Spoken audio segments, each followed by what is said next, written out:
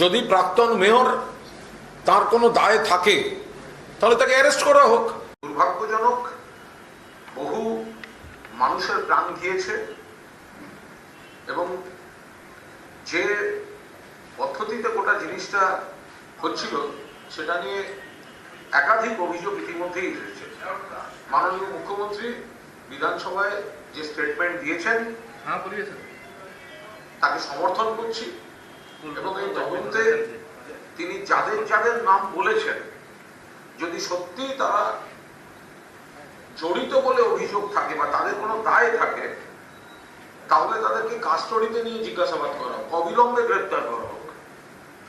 মুখ্যমন্ত্রী এই ভয়ঙ্কর ঘটনার জন্য এত মানুষের প্রাণ গেছে, সেখানে যদি কোনো বেআইনি বা বিপজ্জনক নির্মাণ বা অবৈধ প্ল্যান এই ধরনের অভিযোগ যেগুলো উঠছে, আমরা তো জানি না সেটা সত্যি অভিযোগ ঠিক কি ঠিক নয়, কিন্তু মুখ্যমন্ত্রী যখন বিধানসভায় গুরুত্বের সঙ্গে স্টেটমেন্ট দিচ্ছেন আমরা তার স্টেটমেন্টটাকেই মান্যতা দিয়ে আমাদের বিবেচনা রাখবো।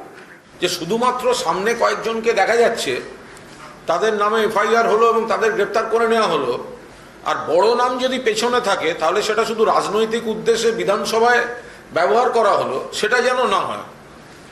যদি প্রাক্তন মেয়র তার কোনো দায় থাকে তাহলে তাকে অ্যারেস্ট করা হোক, আর যদি দায় না থাকে তাহলে বিধানসভায় তার নাম তুলে শুধু রাজনৈতিক স্টেটমেন্ট তো ঠিক নয়।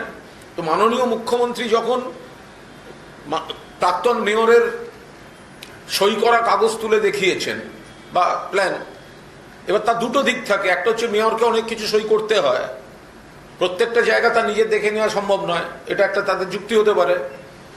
আবার 2 নম্বর হতে পারে যে এত বড় ঘটনা ঘটেছে তার নৈতিক দায়, নইলে মুখ্যমন্ত্রী দেখালেন কেন?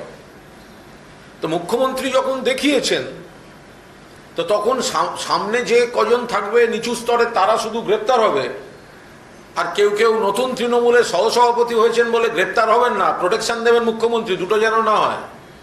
এটাই আগের দিন বলেছিলাম।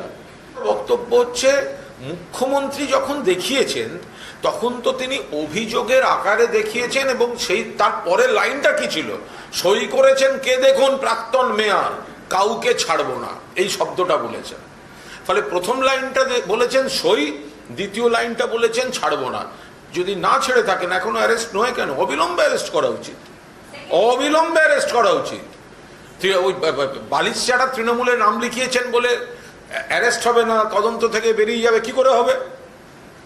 আর যারা অধিকাংশ বালিশচাড়া তৃণমূলে যাচ্ছেন তাদের কয়েকজনের কথা আমি বলছি না, আমি সকলকে বলছি না, তারা তো এইসব পাপ করে গোটা বোঝা নিয়ে বাঁচার জন্যই তো যাচ্ছেন, ওরা তো বলছে